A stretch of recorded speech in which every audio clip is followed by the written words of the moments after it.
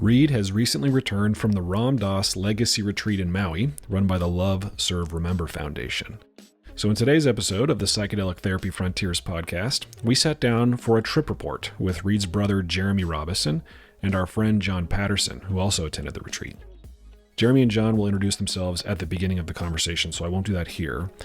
In this episode, we discuss the theme of the retreat, Grist for the Mill, their motives for going, their experiences at the retreat, the healing power of music, aversions to gurus, how life's challenges can become our guru, the life of Ram Dass, psychedelic experiences without ingesting substances, psychospiritual journeys, and much more.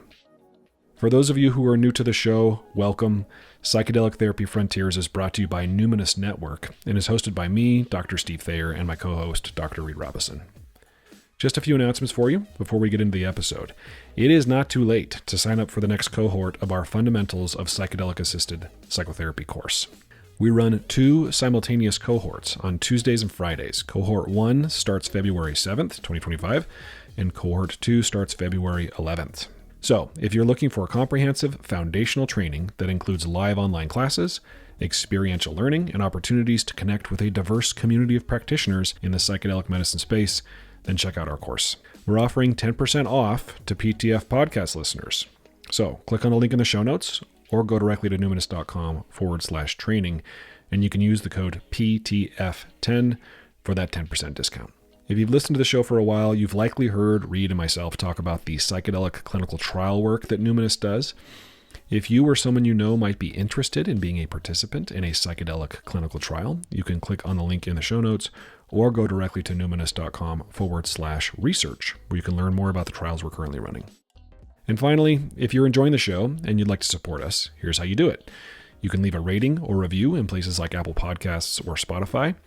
If you're watching on YouTube, you can like the video, subscribe to the channel, and of course, share the episode with someone you think might enjoy it. Without further delay, here is our conversation with Reid, Jeremy, and John about their experience at the Ram Dass Legacy Retreat.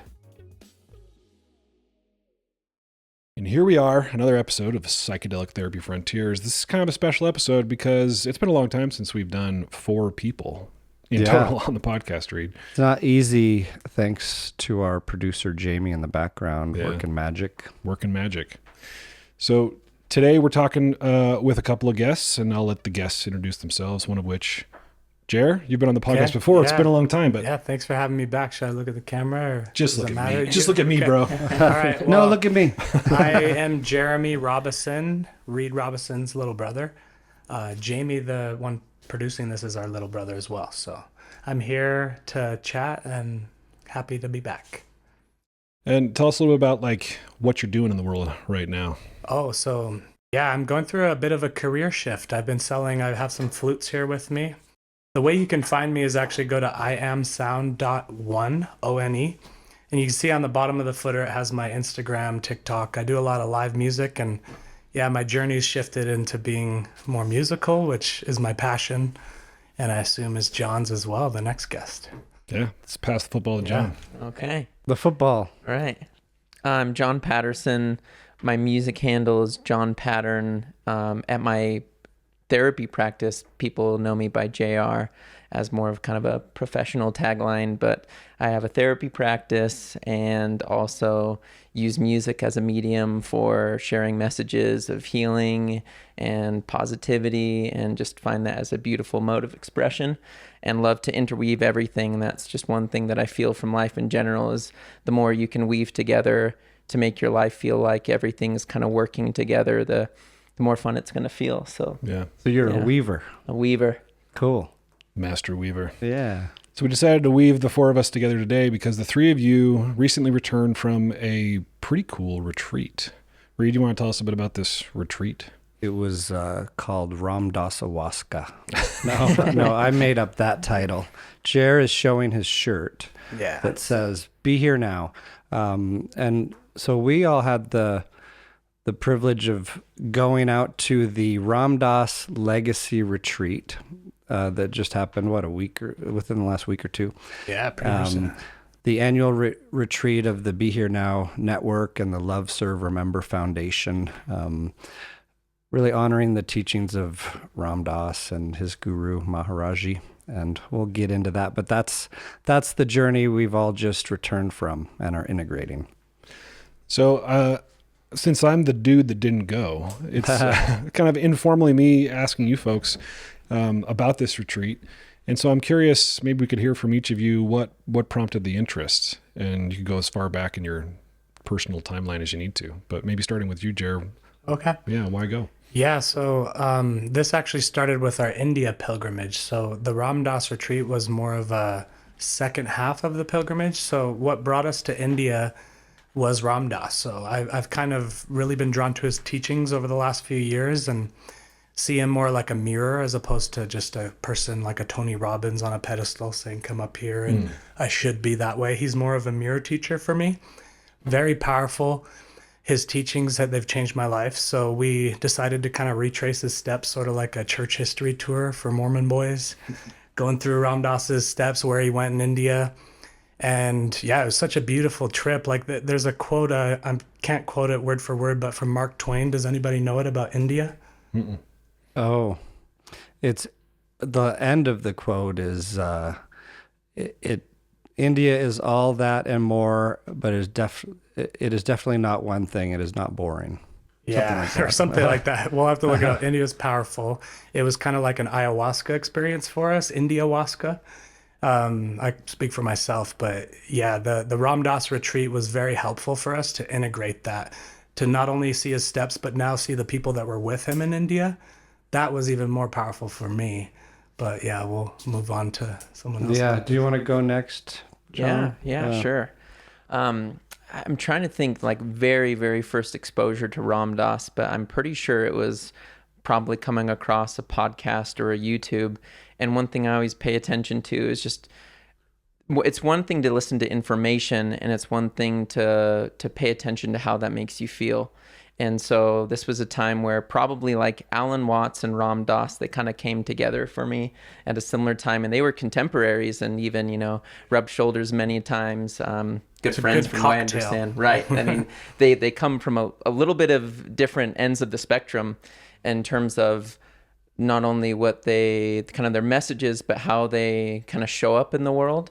And one of the things that I felt from Ram Dass was just kind of the overall permission that he felt to be every color in terms of personality, and that I always get excited when I see someone who's willing to go everywhere in terms of how they think, challenging things, and also just his heart space. Just really felt like he's just an open space of really trying to have an approach to the world and humanity in this very love-based way. And so that's really what brought me into his teachings. And then over the course of time, started to work with the Love, Serve, Remember Foundation on some music. There have been some songs that had been created with featuring Ram Dass, mostly his words, either later in his life or earlier as when he was giving talks or doing events. But one thing that I never heard featured was him actually singing or chanting. And so that was what I felt called to, is to grab him actually singing with the groups of people that he was with and recreating some music with that. And so then released that with the Love, Serve, Remember Foundation, and then have just been pretty close to that community ever since, and really felt to attend this Maui retreat because what a beautiful thing to do. Yeah. And you got to perform there, right? Yeah, I did. Yeah. I want to hear more about that, but I want to make sure we hear Reid's motives and kind of what brought him to the retreat. Yeah. And by the way, I was just telling John before we started recording that after the retreat, when Jer and I were at the Ram Dass house, Hanuman, Maui, the other side of the island, for their open house, and there was someone there because John was trying to make it, but life kind of got in the way. I remember you calling with a very lively car of, little ones that you brought on this journey with you. The cutest little girls, by the way, that were in every yoga class and Krishna Das Kirtan, session. But right before you had called, someone was talking about the song, the Heart Song one that you re-released, and said that they tried to bring that song of Ram Dass singing into like so many retreats in the past, but it just didn't sound good. Like the old recording, whatever it was about it. And then what you released was just like magic and gets people singing. And it did that. I mean, we've sang it countless times. And you had to transpose it, right? Like the whole thing into C and F. Right. Yeah. Beautiful. Give it a little different structure. So, it seems similar for many of us, especially now that Ram Dass has passed, of like how we get introduced, because he is all over YouTube, and there are these books like Be Here Now that people stumble upon. Often Alan Watts seems to be a gateway drug, like really wrapping you in with these Zen riddles in his cool accent. And they both have a taste for truth. I would say Ram Dass has more of the heart space, the bhakti path, which I eventually settled into, but Alan Watts was a huge instrument for a truth. And that's what kind of got me or hooked me in. Was here you have this individual, a psychologist by background, Harvard psychologist, who's kicked out for doing psychedelic studies. Richard Alpert. Yeah, I do psychedelic studies. So there's all this stuff that kind of resonates, but something about, like John was saying, something about his message had more to it than the other words. Like this heart focus was really what I was searching for. I'd been on this kind of long time, kind of first Buddhist meditation path, then a yoga path, and a way to integrate that like hardcore yoga from India into the Western world, personal life and work and mental health. When Ram Dass's teachings kind of collided with my path, it was really important for me. And then, fast forward a bit, Jer and I were going to India. I was supposed to be at a yoga retreat at that same time in March.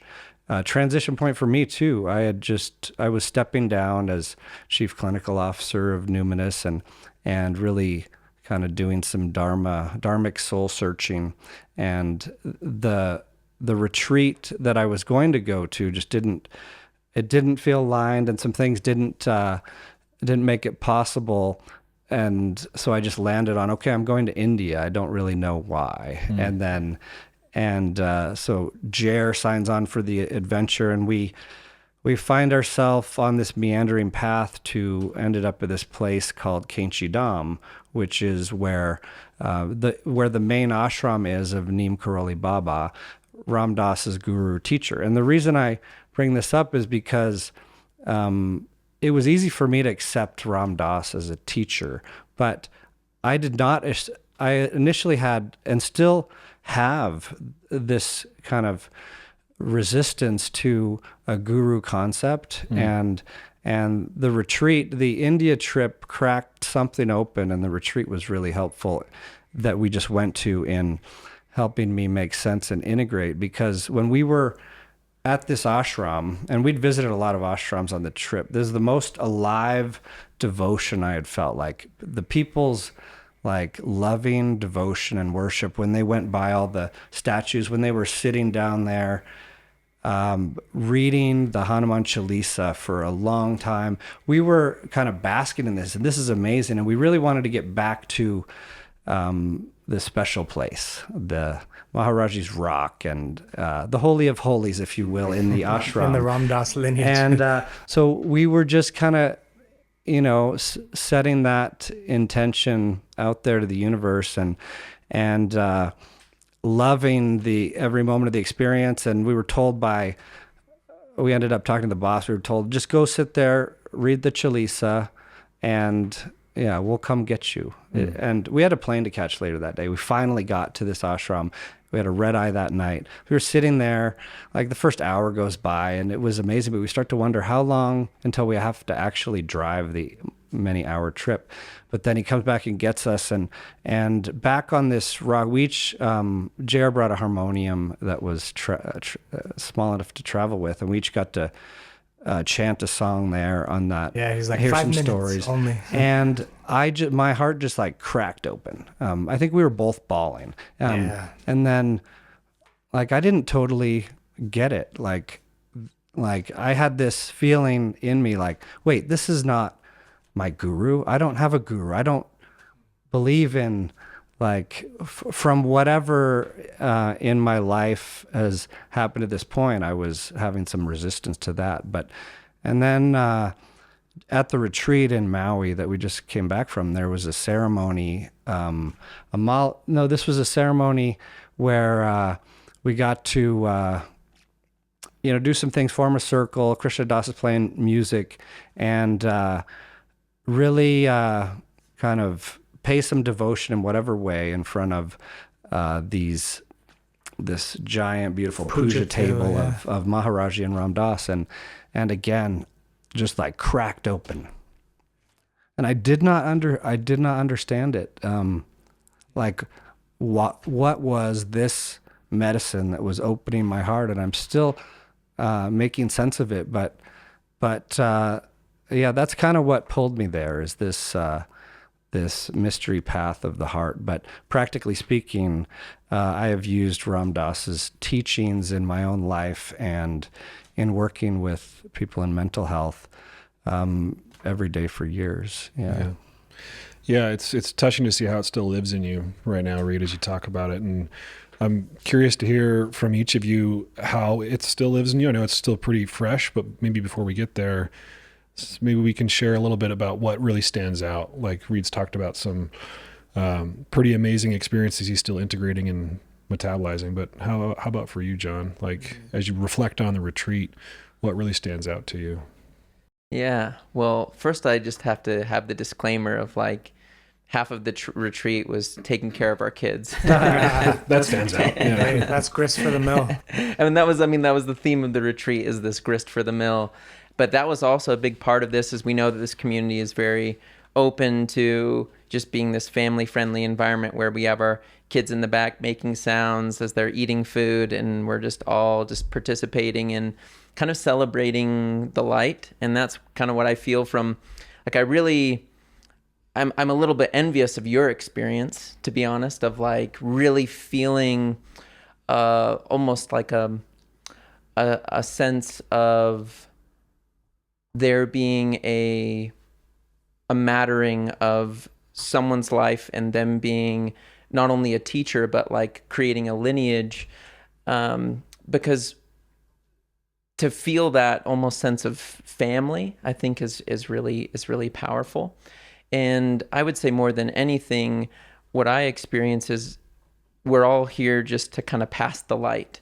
And that is more what I have an appreciation for, is anyone who is putting themselves out there to bring more light into this world. And to me, that is, no matter what you would have to say about agreeing with anyone's teachings, be it Ram Dass or Alan Watts or anyone else, it's like, what are the fruits of that, and have they brought more light into this world? And the community of those people, I think, was just like, there's a lot of light here, and there's light still being passed on. And what a beautiful thing for that to be the legacy of this man's life, is people who are still carrying on his light. And I think that's really all that we're doing, is just kind of playing this telephone game of light and seeing how that transforms. Yeah. I like that. The telephone game of light. Mm-hmm. Yeah. Sounds like a song lyric, John. So you mentioned the theme, grist for the mill. And for those who don't know the old expression, it means, well, it's a title of a book by Ram Dass called Grist for the Mill, but it's essentially a term that means the same thing we like to say on here, Steve: triggers our friends to follow, or the obstacle is the path, but in a different way. It's like grist originates from like milling grain, where grist was any grain, no matter how raw or unready, is good material for the mill and becomes something valuable once milled that you can like bake beautiful creations with. And the idea is that everything in life, no matter how unpleasant, no matter how ugly it may seem to us, how much we may not think we want it there, can be not only beautiful fuel for our awakening, but is actually the curriculum of life and the stuff that helps us transform. Yeah, it's an invitation to open up to whatever life serves you with curiosity, with compassion. And it's not to be confused with what's sometimes called the sort of toxic positivity phenomenon, meaning that everything that happens to you, you have to react with like, oh, thank you, or oh, good. Although that attitude might be helpful, some things can be really hard, but you can imagine how super adaptive it might be to look at like Reid said, look at life as if it were a curriculum. And that what shows up can be so-called grist for the mill, because on the other end of the milling process, which can be violent, it can be a struggle, a gift can emerge. Ram Dass would often say, if you're neurotic in Chicago, you'll be neurotic in New York. The theme of this grist for the mill is that your spiritual practice, your spiritual work in life is always right in front of you. The next message you need is always right where you are. And they almost gave us a recipe. I don't know if you can see this. Says you are not in trouble. So when we get caught up, like all the rough stuff, there is this habit of us, the gunk, to kind of interpret our reality in weird ways and get so caught. But this, to me, even at the end in the final ceremony, I think someone mentioned in a prayer the purification of the mentality, and in India they have a philosophy, the Krishna philosophy is to see everything as God. And, we often kind of interpret the Maya, the 3D, as something we have to transcend. But what they see is that the Maya isn't in the thing. It's just in your interpretation. It's in that gunk, So this, to me, was such a powerful retreat to understand we're not in trouble. It's all right here. Let's just use it as grist for the mill. Purify. Yeah, that you're not in trouble message can be so liberating for so many people. Yeah, we've talked a lot about the guilt that we all carry for so long, often unnecessarily, like guilt, shame, about future guilt, like anxiety of it's all, whether it's parental guilt, religious guilt, guilt about not being perfect in any which way. But to be able to let go of some things that you don't need to be carrying frees up so much space for the good stuff. Trudy Goodman, that's Jack Cornfield's wife. Is it Goodman or Goldman? Goodman. Yeah. So she mentioned another part of the recipe. She says, come back to the comfort of the teddy bear of the breath. So to think of the breath like a teddy bear, you always have that. In the moments of grist, it's the teddy bear of the breath. And that was powerful. Just wanted to share that nugget. Yeah. Yeah, there were some amazing teachers there. You mentioned Trudy and Jack, and there was the yoga teacher of Ram Dass who dished out the most beautiful yoga, loving awareness yoga, Hanuman yoga every morning. Yeah. Duncan Trussell was there with his awesome laugh. Oh, he was so funny. David Nickturn. And they love having people stir the pot there. That's what's so cool about this community. Like, they like disruption. Like, Ram Dass was all about just letting things happen, allow. And it was fun to see them kind of stirring. And when Duncan Trussell, for example, they're doing a beautiful Kabir poem, just so soft, the energy in the room. And he's like, Kabir! Like screaming, the guy shakes and we're all like, whoa, this is so fascinating. Just like what it's doing. It's grist. It's all welcome. Yeah. And like you said, Ram Dass liked to play with the edges and challenge things and allow it all. Yeah. Which I think it's so important in any capacity that you're in to not allow things to get stale and in structure. I think structure is really important for us to create boundaries, but I think the path of evolution of anything is really challenging. Can there be another way? And for sure that's what I feel from Ram Dass. He brought another way of existing, along with the wave of the 70s that came with a lot of things, but I mean that he definitely came out even through all of that as something that could be maybe a little bit more consistent. I think the reason why the movement didn't last is because it probably went a little bit too far one way, but he just had a really balanced approach to be free and to stay in your heart, which tends to kind of bring it all in. I think freedom is an interesting concept in that if you're a little too free, you forget the things that ground you. And the heart definitely grounds us in our experience. And once again, I think that's really what I feel from Ram Dass's legacy, is his heart, his love for humanity and belief in humanity, which I think it's a hard time right now to believe in humanity. Yeah. It's important to have that.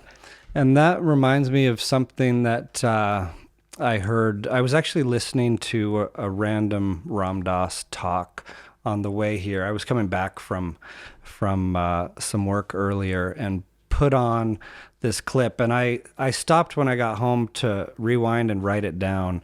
And I'll just read this little part of it. Ram Dass said, "If this game is only to get high, like blowing up a balloon, that as you drive back down, it's going to fizzle slowly and you're going to come down from the retreat, I don't even want to play. I want to become more and more in this moment until you and I are so fully, richly, thickly present. So we're present whether we're here, there, we're present now, we're present then. Each moment has a thickness, richness, fullness, whether it has in it sickness or suffering or pleasure."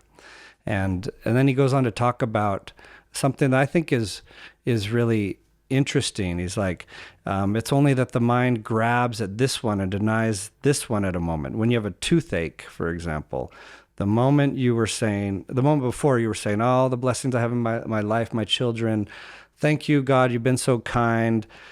And then, bam, all of a sudden, you're suddenly obsessed with your pain, your toothache, the dentist, and everything. And he worked with a lot of people as they were dying too. And you'd see people who built this beautiful life of growth and families and so much to cherish. And then when they get sick and old, all of a sudden, that is so scary that you cannot be here now anymore. You cannot be present with the cherished loved ones, for example. And I think that happens to us all throughout our lives is, things might feel like they're coasting, or we can come for air and then bam, like whack-a-mole, another thing happens. Impermanence, life. Yeah.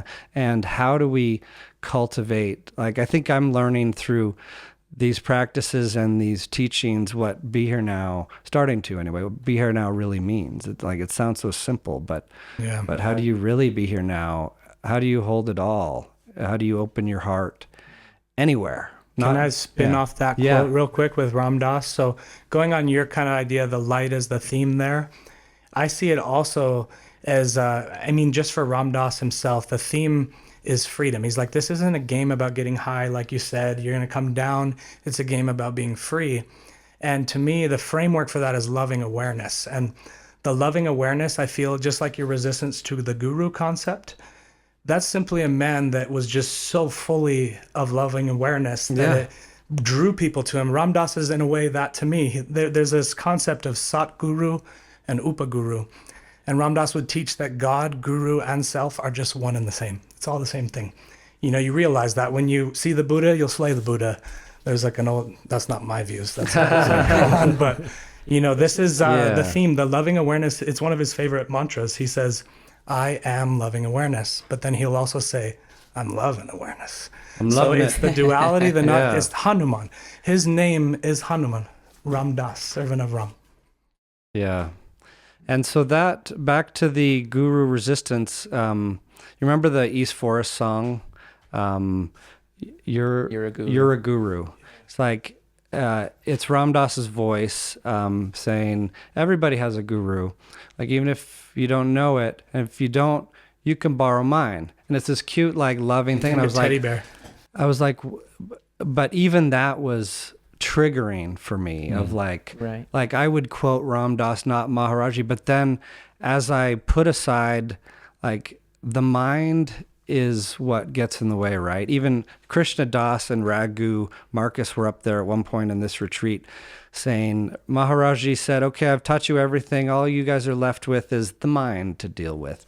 And they're like, that's the hardest thing to deal with. And so the mind, didn't want to open to this, had all this resistance to this. But when you have a being who was accepting of all spiritual paths and even teaching in some funny antics, being this triggering mirror that taught these lessons in non-attachment and impermanence, and Neem Karoli Baba was was such a Maharaji's, that's his name, not his birth name, the name he got after like a miracle when he was young, named after the place it occurred. But he embodied this like universality of love and acceptance, that is one of the things I start to look at. Okay, what are the qualities that have been passed on through this heart open community that I want to embody, and that's one of them. It's a spectrum of unconditional love. Ram Dass would say you rarely meet a being that has absolute unconditional, imagine, I love you so much. Okay, well, can I slit your throat? I'd rather you not. There's always that, but like you encounter rare beings, Jesus, Maharaji, where it's just this ocean of loving awareness. And he would also teach Ram Dass that the best thing you can do for another person is just to work on yourself, your own environment. I think that often about my kids. What's my energy like? Am I resistant? What's the grist here? How can I get there? And Ram Dass is my favorite framework for this, honestly. Yeah. Well, if I can bounce something off you guys that's just coming to me as we're having this conversation, because you brought up something, Jeremy, about like Ram Dass being a mirror. And you think about like the quality of a mirror, like a true mirror reflects everything back to you. But a lot of what we see in this day and age is we're protective and we have masks of sorts. And if someone has a mask on, they really can't mirror. If you think about it, there's like some obscurity that therefore you're not getting back the full reflection. And now I'm bringing in the concept of the guru, which in its Sanskrit, there can be many different ways of understanding it, but it's that which removes darkness, the dark guru, the darkness remover, and therefore it's like a transparency, like the mirror. It's a true guru, which is not a title in my opinion. It's a process, or it's a function. Anything can be teacher, which brings us back to the grist for the mill concept that everything in your life can be the guru, the darkness remover, to reflect back to you that which you need to learn. And it's hard for a being to be this because they need to be able to be in their full willingness, to be in the full expression, so that they're not masking anything about who they are and their process. And that is, what we feel from those beings that are fully embodied is they will give us everything to reflect back to what we're needing to learn, the darkness remover. Bodhisattva vow. I don't know if that's correct. That's what I feel. I resonate with that. Yeah, it helps. It really does. That resonates inside as like the process that I've been experiencing too, of like resistance to this nomenclature, my preconceived notions or other ideas of what this guru concept might mean. But like you both said, if God, guru, and the self are one, and we're all just walking each other home, and we're all interconnected and mirror each other. Everyone's your guru, and you are your own guru. And there are these loving, thank God, there are these loving, enlightened beings or whatever who have embodied these qualities, so we can work on ourselves as well to not spread suffering. Yeah. The guru came in form of a mic boom once to Ram Dass. He said that once. They didn't give him a mic boom actually, and he was kind of pissed. And then he caught himself. He's like, "There's my guru in drag. There he is again." And I just feel like Alan Watts and Ram Dass, they are instruments of the East to the West. That's, if you look at it and zoom out, they're really uncovering this inside game, they call it. Like in India, we saw it. It was like, at first I was like, this is weird. There's like superhero gods, so colorful. I love the colors. I wanted to, but there was that resistance. And we were chanting on the Ganges with that harmonium, and this 11-year-old boy is chanting with us. And I was like, hey, what's Ram after? And he's like, Ram, inside energy. And then we were talking about, he started teaching me of the different deities, and you can clearly see this is symbolic of energies, and it's an inside game. You see Hanuman rip his chest open, that statue, Sita and Ram. But that was part of the resistance at the retreat too, seeing them pranam to the Hanuman statue. In fact, I went up to David, is it Goggin, the Buddhist teacher there, and I told him that concern. I was like, I feel great. Goggin is the David Goggins is the Navy SEAL. Yeah. So he said, he's like, he's like, if you don't feel like pranaming to Hanuman, don't do it. It's just He's so free cool. there. Like, I can't believe it. Everybody's just celebrating in their own way. And really, that's just the message of Ram Dass. Just allow, accept. He says, look at people like trees. The moment you get around humans, we get the judging mind. And the art is to see trees. There might even be a weird one. It's interesting when you see the world that way as opposed to shoulds and try to control everything, Yeah, you were not in trouble for not wanting to bow, and they are not in trouble for doing it. And me judging, you have to zoom out one other level. Yeah. There I am judging. Here we all are. It's a crazy game, but it's fun. A crazy game of life that in this like lineage, like Hindu spirituality is often called Leela, or the divine play, or the game of life that we're all a part of. And and it's fun. I don't know. Do you have thoughts on the Leela? You named the child Leela. Right. Yeah. No, our daughter is Leela. That was a really powerful concept to me. I had sojourned to India as well. We did a yoga training there, and we were staying at this place called the Govardhan Eco Village, and it's essentially like an ashram for the Hare Krishna tradition, and they at their grounds they have a whole like models of what's in Vrindavan, like the temples there. And there was a guy named Leela Kirtan Das, and he was my favorite sadhu. He had a little sound healing cabin that he would invite us to, and he had no idea what he was doing, but he really believed in, like the kind of the spirit of it. Like a lot of the things that we were playing or that he was playing was like they were out of tune, but his energy really spoke to me.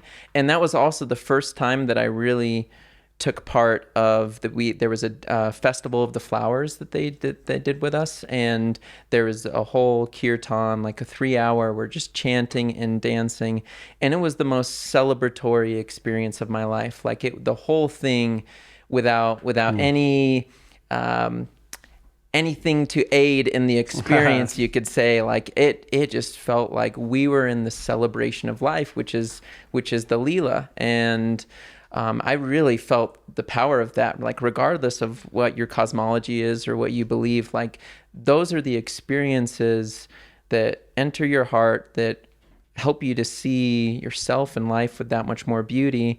Which also brings me to, like, I had prepared a set for, as I played music for the Ram Dass retreat people, that I knew that I was going to be playing with the edges of like the type of music that maybe would be accessible for people, because it was really leaning into that Leela in terms of this ecstatic dance, modern, really, kind of house style music with some Eastern infusion. And being able to bring that into that community was so special, because that is where I experienced that power of that music and that dance, and then having everyone receive that and enjoy that experience was so cool. It was definitely a Leela. It was fun to see people slowly give themselves permission and each other permission to move, and then once they're doing it, it's contagious. Like I felt like we were holding torches while we were wiggling, just like get people up, and everybody was moving. It was awesome. Same with the kirtan. Like Ben on the tablas was insane. Like what he did, I think it was an Om Namah Shivaya. I haven't seen people dancing like that in raves. Like it was nuts. It was like popcorn. People would just like burst up and start like, dancing. He just octopus hands. Yeah. So, what do you think of the Leela? The play? Yeah, I love that concept, the divine play. And, Alan Watts would teach you this concept called the person being a mask. And if you dig into the root of that word, it's this mask through which sound passes through. And we put on our persons and play life. And it is important to have that mask too. Like Ram Dass would say, you got to learn to become somebody before you become nobody. And learn your zip code, grow up, get a job, ground yourself in the world. And people that try to play that too early, for example, like maybe a 16-year-old having psychedelics, not wise. Like learn how to ground, get into the world, then explore the concepts of being nobody. which is part of this game that Ram Dass teaches of, taking off that mask or the spacesuit and realizing you're a lot more than you think you are.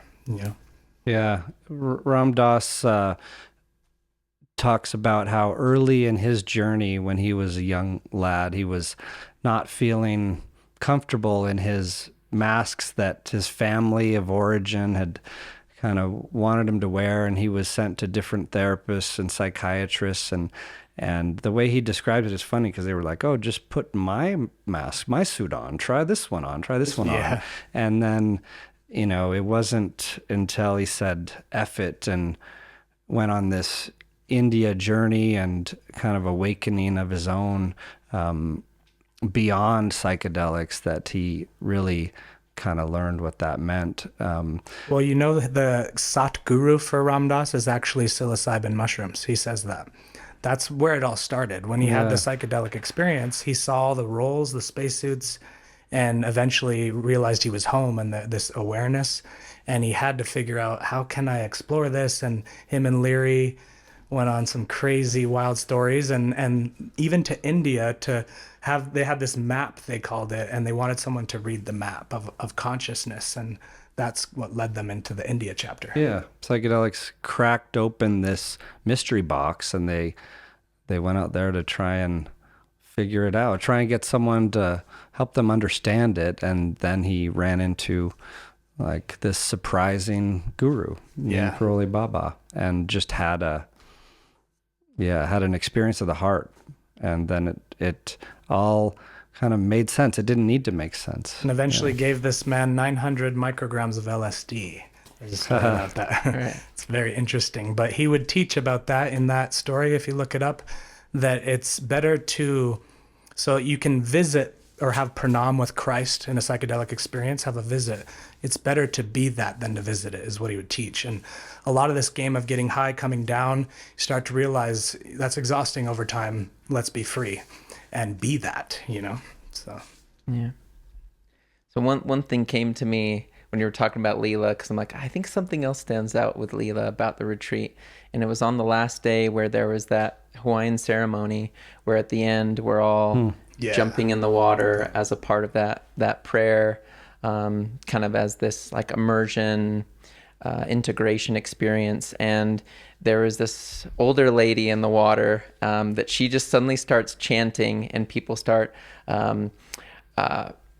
mirroring back what she's saying, and I just tried to look it up because I was trying to remember that. Yeah. and I met her and we had such a good chat. But she has a organization called the Ministry of Fun.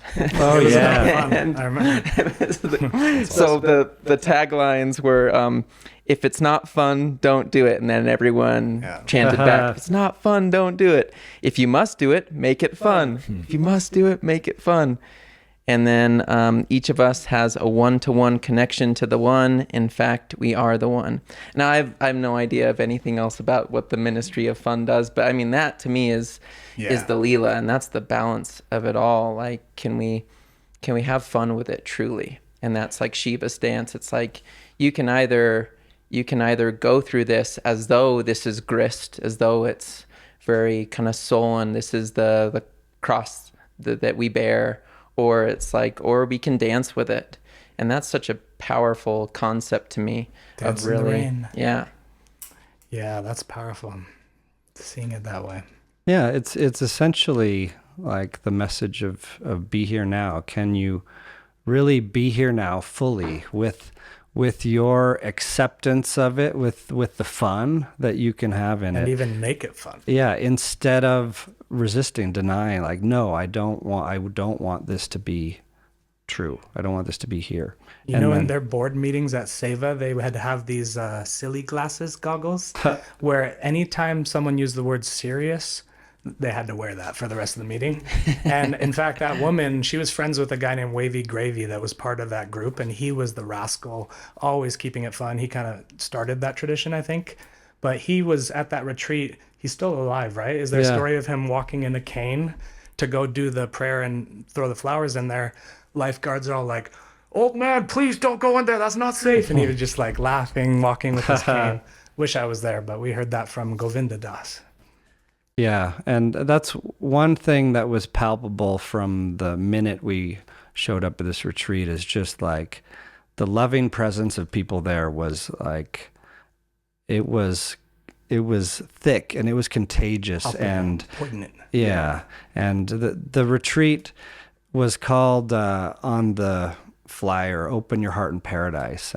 And like, it was funny out there to be like, okay, it is easy to open your heart out here with all these open-hearted people. And so I started thinking about how we think about ayahuasca ceremonies. And okay, it's one thing to feel the outpouring of love in a ceremony on a medicine, but or it's even in the Mormon scriptures, like you have an experience of the heart. Can you feel so now? Like, does this change how you show up in your day-to-day life? Can you keep your open heart while not in paradise? Is kind of the question that I'm kind of living with going forward. The integration. Yeah. Yeah. Yeah, if you've had an experience of opening your heart in paradise, maybe there are some clues there about how to open your heart in hell. Yeah. And the word psychedelic keeps coming up in my mind as I listen to the three of you talk about your experience. And, you know, we've the name of our podcast is Psychedelic Therapy Frontiers. And you might think that means we talk about taking a drug, plant, or fungus to achieve a soul manifesting or mind manifesting state. But a lot of what you're describing sounded really, really psychedelic. You know, all of the metaphors of mirrors, of grist, things come up, and if you can maintain an open heart, whether it's paradise or hell, then it, like John said, can be your teacher. Life becomes a teacher. Guru is just a teacher. Anything can be the guru. The traffic on the way home today could be a guru. Yeah, and the reason that there's chanting in these kind of settings and this like kind of spiritual path is it's part of this thing called bhakti yoga. You know, there are so many different ways to practice. And like we've said, it's important to find a practice for you, and it's important to stick with something long enough for it to work or go deep enough. But the bhakti yoga path which is essentially chanting to the divine. It might show up as kirtan, like call and response, like Krishna Das was there and dishing out this participatory music every day, but that's often called the fast track to open the heart. And if you think about it, like taking a medicine or chanting or doing some like breath work or some yoga, they are like different ways of going to that different state of consciousness. And so yeah, it was very, very psychedelic, and they know it out there. And that's why in many traditions, you don't need a medicine because it gets trippy so fast without, right? Yeah, they're all methods. And he would teach that all methods in the end are traps, but for the trap or the method to work, you got to kind of get trapped by it, go through the method. You look at that even like a religion. You go through a certain thing and all of a sudden, you know, you've transcended that method. It's no longer the method for you. And I pivot a lot with my methods, but it's an interesting game. And I think the art is to more allow, like he teaches, you know, allow yourself even, and watch these roll off like the skin of a snake, the desires, the attachments, even the methods. It's kind of like Steve has just returned from a internal family systems parts work deep dive as part of a training, and out there's a gentle approach to there are no bad parts. You know, you're not chasing it away, yelling and screaming at it. You're loving the exiled parts into the light and allowing it all. Yeah. And it divests the power of a lot of the stuff that keeps us stuck. That's what this framework is for me. It's a lot more effective in my personal life, I've found, to go about it that way as opposed to ripping off skin. And, you know, one way it's shown up for me recently, or one way I've been thinking about it is, well, in a Ram Dass talk, he describes it as, you know, you may find yourself saying, I got to get away from all this. I want to go, I need respite. I need to just go make a compound away from it all. And he says that, yeah, I get it. But the minute you want to get away from something, it's got you. Yeah, the push and pull Yeah, game. and it's interesting to think about, and what that's kind of turning into for me is this realization of this like yeah, maybe a hot mess out there, but that's all the more reason to participate. To there's a lot of social activism that comes out of this that I think is much needed. It's about like being in it and keeping your heart open and using your voice and taking a stand and playing with the edges, things like that. Right. Yeah. One thing that with this concept of parts work, with IFS, there's this idea about the self, and we can say that many ways. You could like say that is our most authentic self, but I think what we're describing here in these altered states, you're probably closer to the self, you're closer to the truth.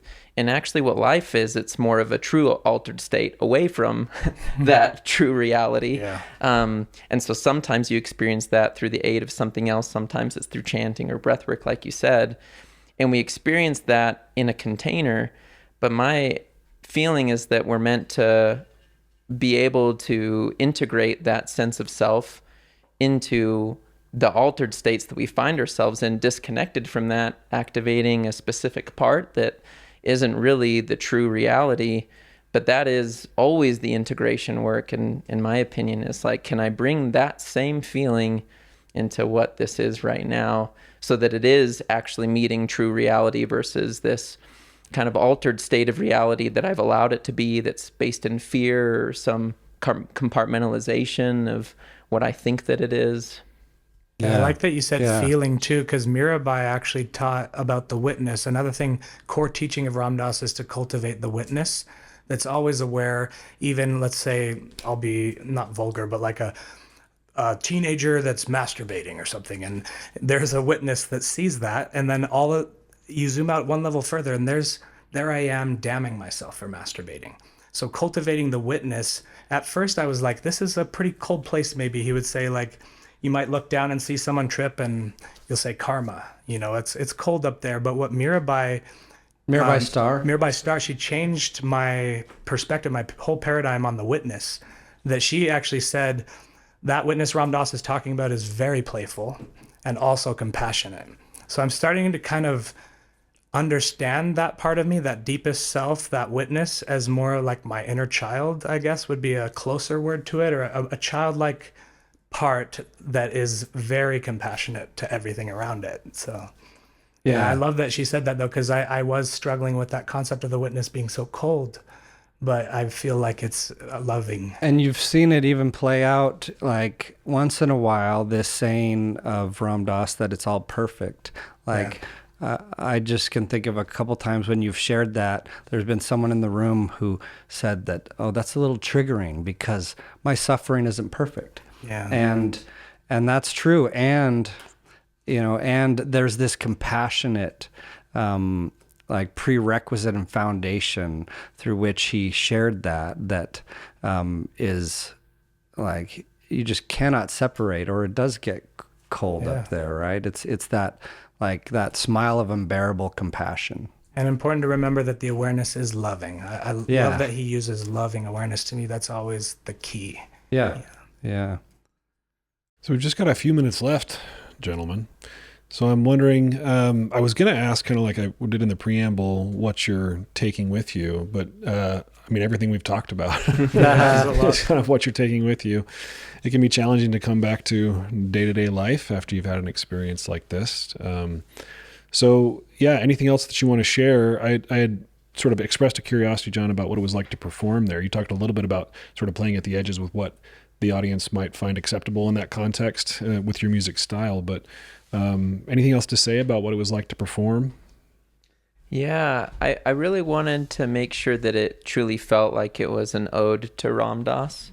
And it was really, maybe I'll speak to first what the experience was like preparing for that, because I went probably deeper into Ram Dass than I had ever been, because I had to grab sound bites, and then you really kind of meditate with those as you're placing them in the music, because I had every song, and maybe we can even link that, because the Love Serve Remember Foundation asked for the set being available on SoundCloud, so you can access put it in that. The show notes, It's amazing. Ram Dass's message in kind of in with all these songs that carry certain messages. And after the first song of my set, a lot of emotion came over me in terms of just my gratitude for Ram Dass and in being there in that community to celebrate his life, because that was really the impression, is even though I do see it as just someone else who's passing the light, which we all can be, that a child can pass the light, like how grateful I am for the light,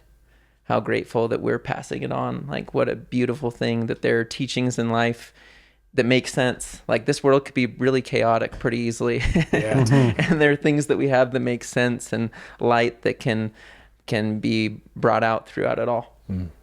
Yeah, beautiful.